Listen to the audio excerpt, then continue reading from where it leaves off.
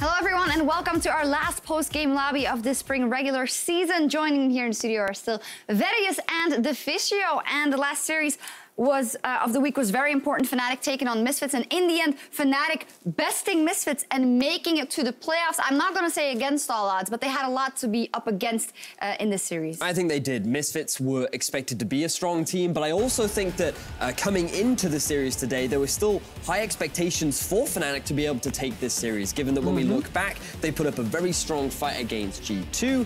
They've been performing relatively well over the last few weeks, and I think that it's not an utter surprise that they have defeated Misfits. No, I agree that, you know, it was pretty realistic they would win this series, and I think we said that a lot in our predictions and so on, that Fnatic could definitely win this one.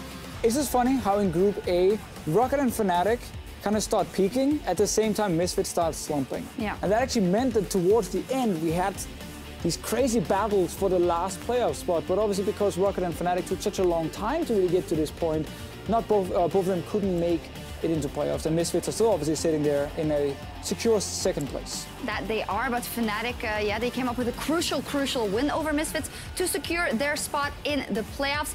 And yesterday, what made this also exciting is the fact that Rockit did the unthinkable.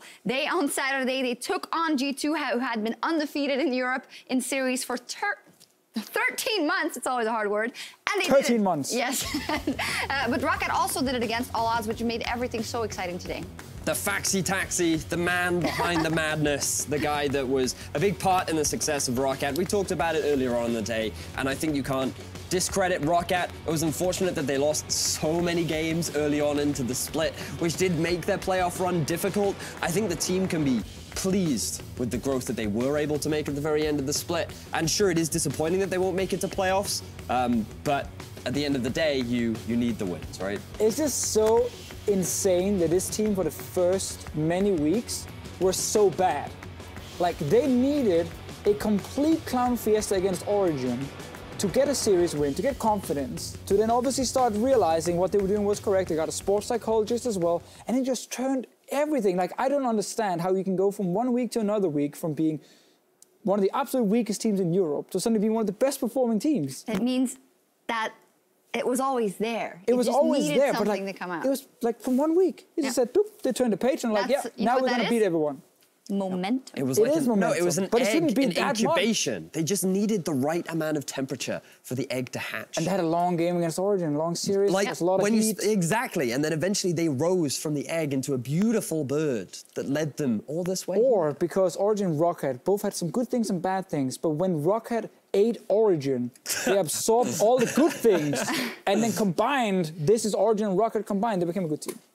I mean, that's one way of it. I thought my bird example was better. As that one, and as realistic as any other reason. I like no one can prove me wrong. Anyway, no one can prove me after wrong. 10 weeks of competition, we have the final standings for the 2017 EULCS Spring Split Round Robin. As we see there, G2, Esports, Misfits, and Fnatic, and the Unicorns of Love, H2K, and Splice are going into playoffs. So I think the first thing we can say for certain is that Group B, I think that it was a little bit debatable as to who would make it at the top of the table, but I think that this has met a lot of our expectations. We have at the end of the split, we have 3 very strong teams, and we have Unicorns sitting at the top. Yes. That's a surprise to me that the Unicorns were that strong, though, and they kept that first place. I agree. That was a surprise, you know, coming into the split. I would say HK, Splice, and Unicorns were the heavy favorites from get-go to kind of move into playoffs. Order was then what you could debate, and I think we've seen HK and Unicorns fight for that first place all split long, and Unicorns in the end were the better team, which is why they get it.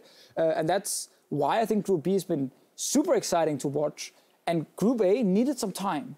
But once we got Rockit and Fnatic going, it actually also started delivering. Well, maybe let's quickly touch on, when we look at the playoff picture, how strong each group might be, because the playoffs are just around the corner with the best teams in Europe fighting for a spot in the finals. And our first quarterfinal is Misfits versus Splice, starting Saturday at 5 p.m. Central European Summertime. And you guys have said that, well, actually, it might be that Group B is clearly over all 3 teams stronger than Group A. I think based off of the recent performances of Misfits, the fact that they've been on the downswing, whereas Splice have been on the upswing, thinking back to their very close series against G2, close series against EULCS, H2K, not quite as convincing, but still, the fact that Splice seem to be having a meta that favors them very well, and seem to have a really good understanding of what to do with the lead and how to get themselves a lead, I think that, for me, they're actually the favorites going up against Misfits.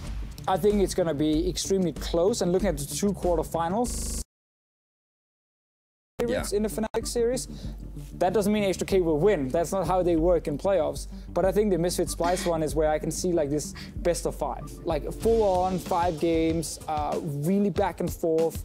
Comes down to just the day, like the form on the day, who's able to kind of change up the pick and ban phase during games. And that's why I think that quarterfinal is going to be super, super fun to watch, because it's going to be 2 dead even teams. Yeah.